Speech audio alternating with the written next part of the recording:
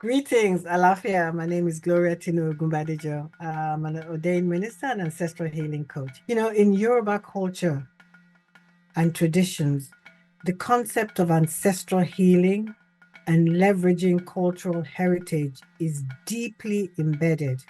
Honoring and celebrating ancestors is a central aspect of Yoruba spirituality. Ancestors are believed to continue to exist in the spiritual realm and play a role in the lives of their descendants. Yeah, I was talking to one of my elders who is also he's a sculptor, and I went to his shop and I sat down and I saw these images. Very elderly man, and as soon as he looked at me, he said, "Welcome." He already knew I'd come from abroad, and he pulled out a little chair for me to sit down. Oh, I was so honored, and he put his hand on my head. Oh my God, I can still, if I close my eyes, I can still feel it. That's the power of being with your people, because that was a blessing. He put his hand on my chest, and I could feel my heart beating. I can feel it now. So that's entrenched in me. I mean, this is a gift, you know. And honoring and celebrating ancestors is a central aspect of Yoruba spirituality in particular. Ancestors are believed to continue to exist in the spiritual realm and play a role in the lives of their descendants. Yoruba people honor their ancestors through ceremonies, prayers, and offerings, seeking their guidance, protection, and blessings.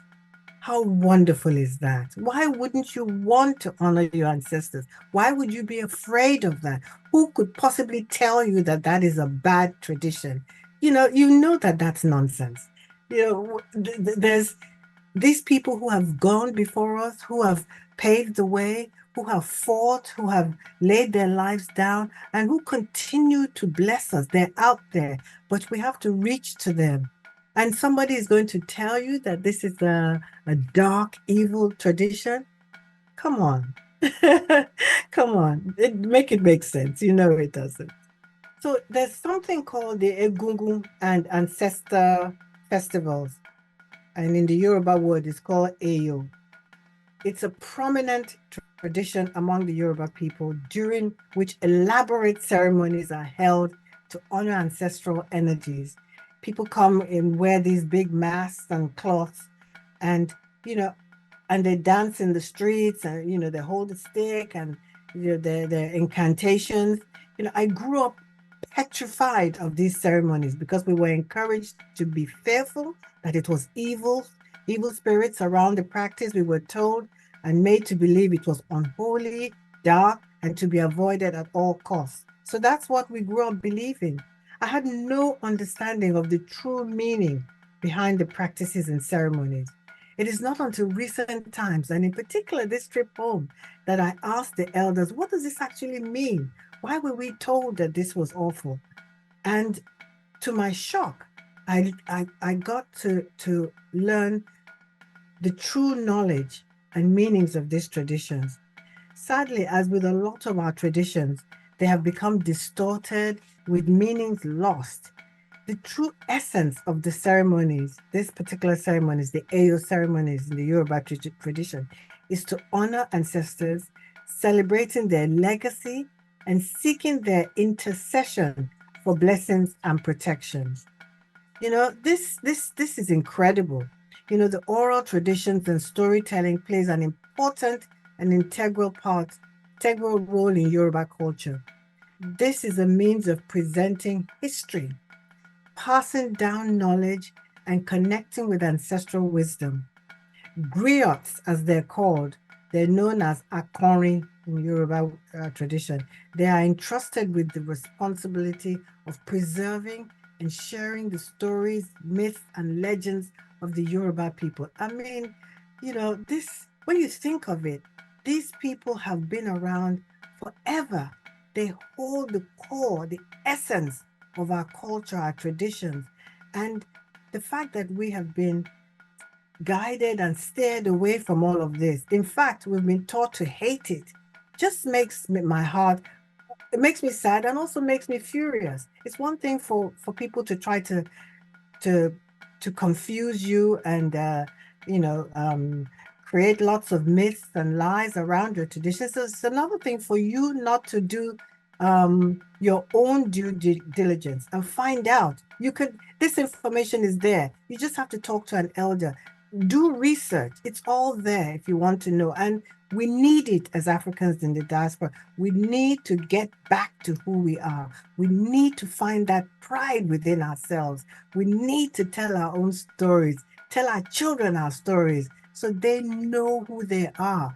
Because we're living in very difficult times, very challenging times. And it's up to us to preserve our souls, our spirits, so that we can walk with pride. You know, the Yoruba culture is rich in festivals and ceremonies that celebrate heritage, spirituality, and identity of the people, of their peoples.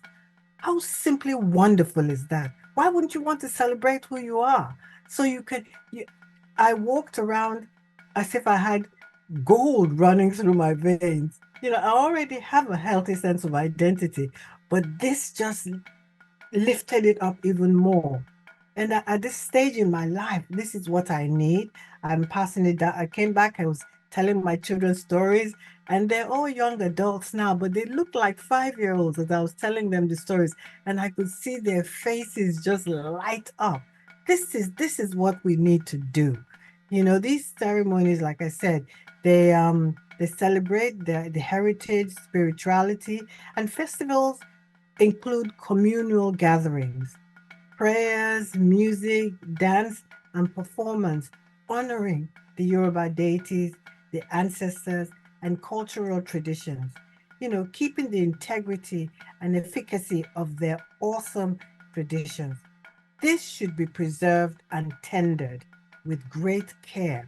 These are traditions that belong to us. They're ours. They're not somebody else's. They're ours.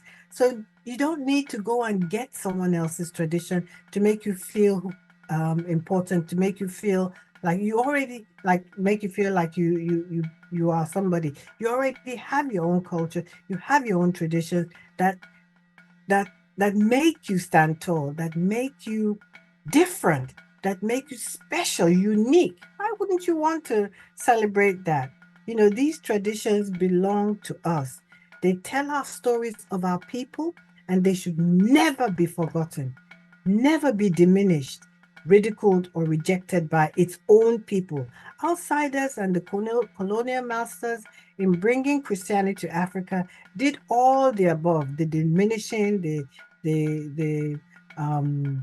hating, the ridiculing, all of that, in order to bring their own traditions and their own cultures. Fair enough.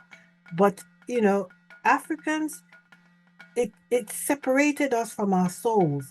And in adapting, adopting, and rejecting our own God-given traditions and culture, we lost a lot of who we are, our heritage, our identities, and our gifts and blessings.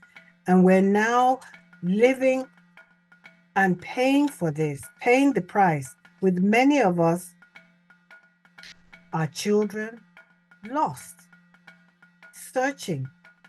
And by turning our backs on our cultures and traditions and assimilating and embracing fully those cultures and behaviors, traditions that conflict with ours on a deeper spiritual level that don't represent who we are, we have suffered and are suffering in so many ways. And while it is perfectly fine to adopt and learn, be respectful of the cultures of a host country, it is not healthy to be disconnected from our own rich traditions that have existed for centuries and served our ancestors well. Our ancestors had systems in place. There were communities that thrived. They lived peacefully, in balance and in harmony. Yes, times have changed, but these traditions, they can be modified, but they still stand on their own. And this is the time for us to reach back, to learn about our cultures. And I want to invite you, if you're curious to learn a bit more, my website is gloriaogunbadejo.com. I'm also on LinkedIn. I invite you to look me up, give me a call. and let's have a conversation and see where we can go with that.